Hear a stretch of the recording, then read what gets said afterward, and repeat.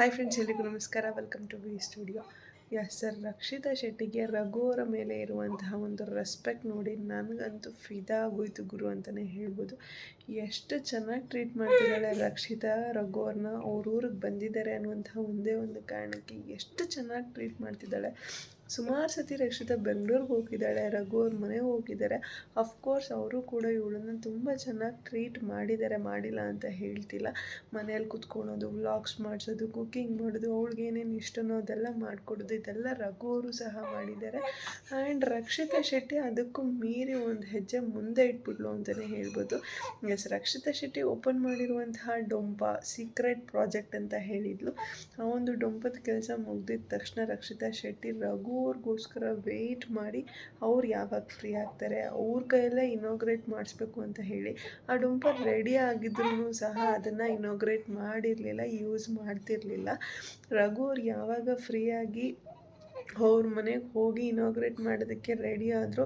So Raghu ಅವರ ಕೈಯಲ್ಲೇ ಆ ಒಂದು ಡೊಂಪನ ಇನಾಗ್ರೇಟ್ ಮಾಡಿಸಿದ್ದಾಳೆ Rakshita Shetty. And Rakshita Shetty just inaugurate ಮಾಡಿ ಅಂದಿದ ತಕ್ಷಣ ರಘು ಅವರೇನು ಬಂದು ಇನಾಗ್ರೇಟ್ ಮಾಡಿಲ್ಲ. ಅವರು ಕೂಡ ನಿನ್ನ ಫಲ ಇದು, ನಿನ್ನ ಶ್ರಮಕ್ಕೆ ಸಿಕ್ಕಿರುವಂತಹ ಫಲ ಇದು ಅಂತ ಹೇಳಿ, ಬಾ ನೀನು ಕೂಡ ಇಟ್ಕೊ, ಟೇಪ್ ಕಟ್ ಮಾಡಬೇಕಾದ್ರೆ ನೀನು ಸಹ ಜಾಯ್ನ್ ಆಗು ಅಂತ ಹೇಳಿ ಅವರನ್ನು ಜಾಯ್ನ್ ಮಾಡ್ಕೊಂಡಿದ್ದಾರೆ. ಲೈಕ್ ಒಬ್ಬರ ಮೇಲೆ ಒಬ್ಬರಿಗೆ ಅಪಾರವಾದಂತಹ ರೆಸ್ಪೆಕ್ಟ್ ಇದೆ, ಪ್ರೀತಿ ಇದೆ ಅನ್ನೋದು ಇದರಲ್ಲೇ ಗೊತ್ತಾಗುತ್ತೆ. ಬಿಗ್ ಬಾಸ್ ಮನೆಯಲ್ಲೇ ಹೇಳ್ತಿದ್ದೆ ನಾನು ಇದನ್ನು ಮಾಡ್ತೀನಿ ಅಂತ ಹೇಳಿ ಬಿಗ್ ಬಾಸ್ ಮನೆಯಲ್ಲೇ ಹೇಳ್ತಿದ್ದೆ. ಬಟ್ ಇವಾಗ ಮಾಡಿಬಿಟ್ಟಿದ್ಯಲ್ಲ, ಸಾಧನೆ ಮಾಡಿ ತೋರಿಸಿದ್ಯಾ, ಶಭಾಷ್ ನೀನು ಅನ್ನೋ ರೀತಿ ರಘು ಅವರು ರಕ್ಷಿತಾ ಶೆಟ್ಟಿನ ನೋಡ್ತಿದ್ರು. ಆ್ಯಂಡ್ ಆ ಒಂದು ಡೊಂಪ ಕೂಡ ಲೈಕ್ ತುಂಬ ಚೆನ್ನಾಗಿ ಬಂದಿದೆ. ಪಟಾಕಿ ರಕ್ಷಿತಾ ಕಿಚನ್ ಅಂತ ಹೇಳಿ, ರಕ್ಷಿತಾಸ್ ಪಟಾಕಿ ಕಿಚನ್ ಅಂತ ಏನೋ ಹೇಳಿ ಒಂದು ಡೊಂಪಕ್ಕೆ ಹೆಸರನ್ನು ಇಟ್ಟಿದ್ದಾಳೆ ರಕ್ಷಿತಾ. ಆ್ಯಂಡ್ ಆ ಹೆಸರು ಕೂಡ ತುಂಬ ಯೂನಿಕ್ ಆಗಿದೆ, ಕೇಳಲಿಕ್ಕೂ ಸಹ ತುಂಬಾ ಚೆನ್ನಾಗಿ ಸೌಂಡ್ ಆಗುತ್ತೆ ಅಂತ ಹೇಳ್ಬೋದು.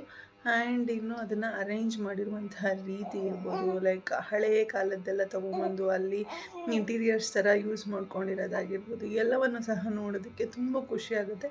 ಮೇಯ್ನಾಗಿ ಒಲೆ ಊಟ ತಿನ್ನೋದು ಅಂದ್ರೇ ಒಂಥರ ಮಜಾ ಇರುತ್ತೆ ಅಲ್ವಾ.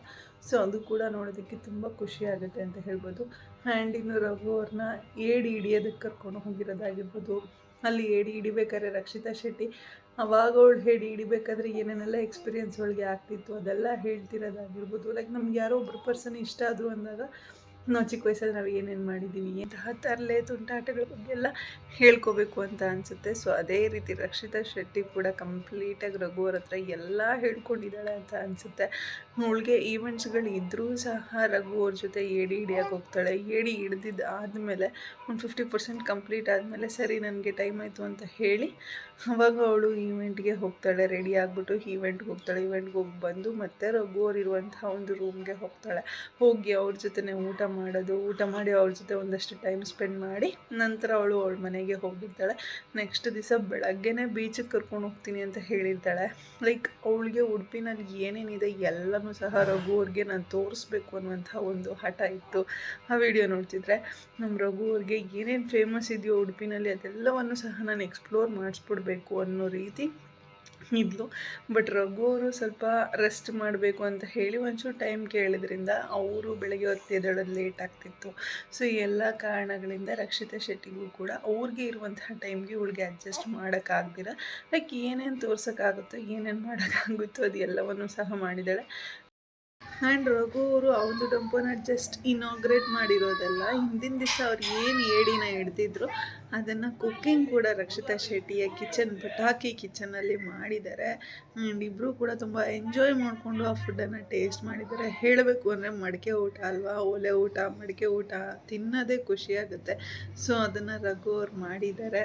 ಲೈಕ್ ಹೇಳಬೇಕು ಅಂತಂದರೆ ತುಂಬ ಚೆನ್ನಾಗಿ ಟ್ರೀಟ್ ಮಾಡಿದ್ಲು, ತುಂಬ ಚೆನ್ನಾಗಿ ನೋಡ್ಕೊಂಡ್ಲು ಅಂತ ಹೇಳ್ಬೋದು ರಘು ಅವ್ರನ್ನ.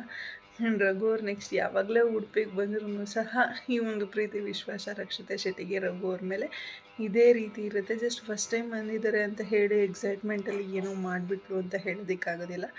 ಇದೇ ರೀತಿ ಎಕ್ಸೈಟ್ಮೆಂಟನ್ನೇ ರಘು ಅವ್ರಿಗೆ ಎಷ್ಟು ಸಲ ಉಡುಪಿಗೆ ಬಂದ್ರೂ ಸಹ ಅವಳು ತೋರಿಸ್ತಿರ್ತಾಳೆ. ಆ್ಯಂಡ್ ನನಗೆ ಆಶ್ಚರ್ಯ ಅಂತ ಅನಿಸಿದ್ದೇನು ಅಂತಂದರೆ ಆ ಒಂದು ಡಂಪನ ರಘು ಅವ್ರ ಕೈಯಲ್ಲಿ ಇನಾಗ್ರೇಟ್ ಮಾಡಿಸೋದಲ್ಲ, ಅದು ತುಂಬಾ ಆಶ್ಚರ್ಯ ಅಂತ ಅನ್ನಿಸ್ತು.